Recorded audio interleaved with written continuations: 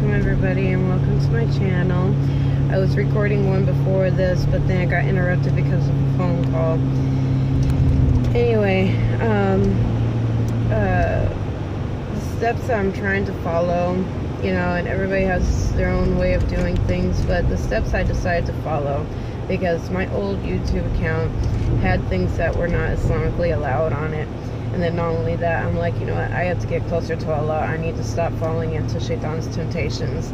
And, you know, because this life is temporary. Al-Akhirah, you know, what we do, the main goal should be Jannah and the hereafter. So anyway, what I'm trying to do is, step one is to constantly pray. And, you know, Fard, most definitely. The Sunnah prayers, you know, try to do them. If I wake up in the middle of the night, I try to pray. Inshallah, if I don't, you know, if I'm not lazy, I have to convince myself, oh, get up and pray.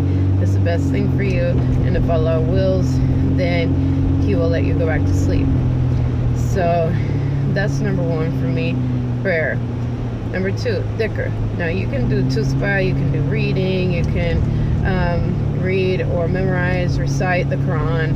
There's several ways to do dhikr, fasting, anything like that. And as long as you keep Allah in your mind constantly, inshallah, Shaitan will not give you the temptation to go astray.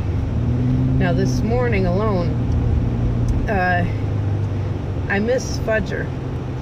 And then, astaghfirullah, you know, I woke up and I was depressed because of an event from the other day. And, you know, I stuck my headphones in and I listened to some music. I'm like, astaghfirullah, you know, I'm letting Shaitan get into my brain. And so, took the headphones off, got up, you know, started taking care of my responsibilities as a mother. And, you know, just basically always keep Allah in your brain. Even if you decide to talk to yourself, you know, I do it sometimes. It doesn't mean that you're crazy. But anyway, even like one session that I had when I was, you know, talking to a friend of mine, I told her, I said that when I was, you know, younger, when I was a teen, and I had converted when I was about 11 or 12 years old, I used to be like really arrogant, just like most teens are. And I'm like, you know, I could change, you know, God's will because I have my own will, you know, stuff will look. But it's like, no, because Allah knows His creations. We are His creations. He knows us even in areas and parts and thoughts that we don't know.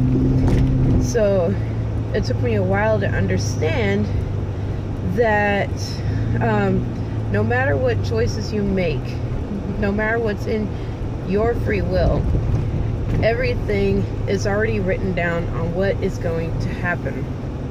So even though, yes, He gives us free will and He gives Jinni free will as well, you know, everything is in His will. Now I'm over here at the mosque. Looks like there's hardly any parking.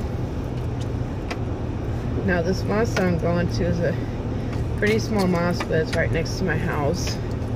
I don't remember where I read it, but I think I read that the mosque that's next to your house is the best one to go to. Oh man, I'm getting stuck in the snow. Alhamdulillah, I made it. But anyway, if I haven't told you already, and if you haven't seen the name on the title, my name is Amana Deen, and I am very happy that I got to talk to you. Now, if I said something that you guys didn't like, or something that needs to be corrected, please go ahead and list it down in the comment box. And I'm always up for, you know, educational things. So if you have some kind of proof or something you want me to correct or something you want me to memorize or study, go ahead and list it down in the comment box. I'm always happy to read them, okay? So, Assalamu alaikum. I'm going to go and pray duhur and hope I talk to you guys soon again, inshallah.